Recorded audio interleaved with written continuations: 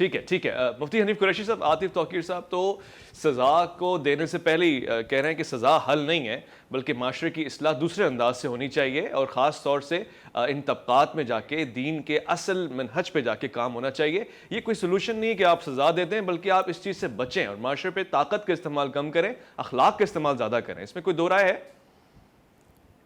دیکھیں، میں کچھ بھی نہیں کہتا، توقیر صاحب کی اس بات، ان کی اپنی بات ہے، وہ جو مرضی سوچیں، جو مرضی کھائیں، جو مرضی پئیں، ان کی ذات کے اعتبار تک تو ہم اجازت دے سکتے ہیں، لیکن جہاں تک ایک ایسی چیز کا تعلق ہو جس میں معاشرے کے حوالے سے وہ بات کر رہے ہیں، تو یاد رکھیں اسلام نے دو چیزوں کو بیان کیا، یہ زور دیا، ایک ترغیب پر، دوسرا ترہیب پر۔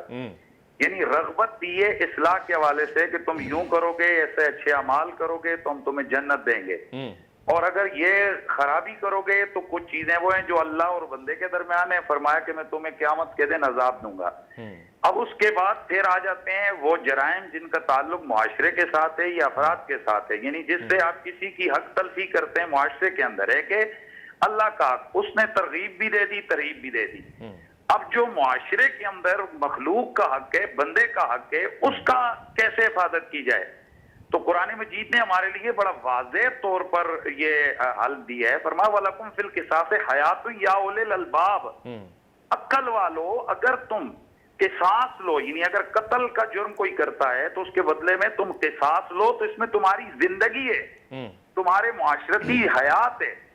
اور پھر اصل ہماری معذرت کے ساتھ مہربانی صاحب، ہم من حیث القوم ہم غلط ٹریک پہ چڑھے ہوئے ہیں۔ ہماری مسلمان ہونے کے ناطے سے جو تربیت کی گئی ہے قرآن و سنت میں، وہ یہ ہے کہ جرم کی تشہیر نہیں کرنی ہے، آپ نے سزا کی تشہیر کرنی ہے۔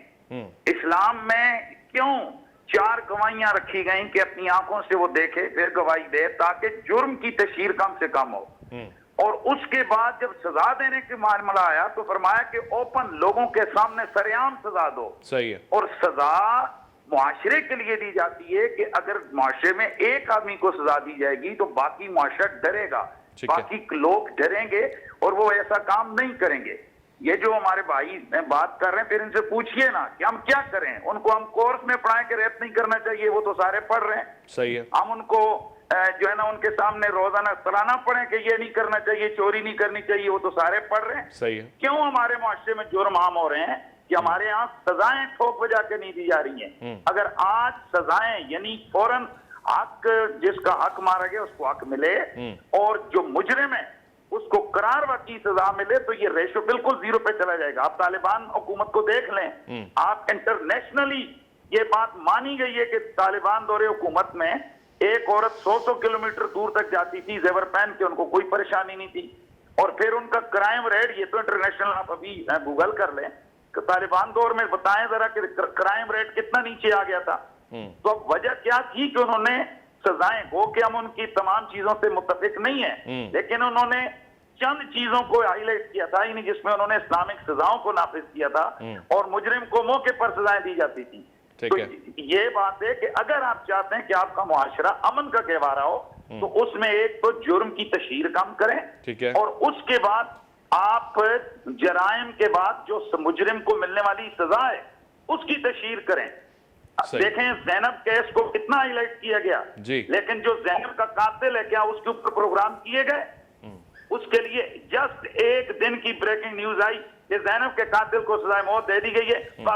چاہیے تو یہ تھا کہ اس کی لاش کو الٹا لٹکا دیا جاتا چوک چوراہے کے اندر اور اس کی تشہیر کی جاتی ہے۔ اب دیکھتے کہ ڈرتے ہیں یہ ظالم لوگ کہ نہیں ڈرتے ہیں۔ اسی طرح اب ہم کہتے ہیں، ہم کوئی اس کے حوالے سے نہیں کہتے ہیں یہ چونکہ چنانچہ وغیرہ، اور جو بات آپ نے پہلے کی، جو لوگ اس کے دفاع میں صحابہ کی بات کر رہے ہیں وہ بہت بڑے بغیرت اور لعنتی ہیں۔ میں سمجھتا ہوں کہ ان کو بھی الٹا لٹکانا چاہیے۔ کسی جرم کی یہ کوئی کسی کے لیے کوئی حق نہیں ہے کہ معاذ اللہ وہ جرم کرے اور اس کے بعد جو ہے نا وہ صحابہ کی بات ہے۔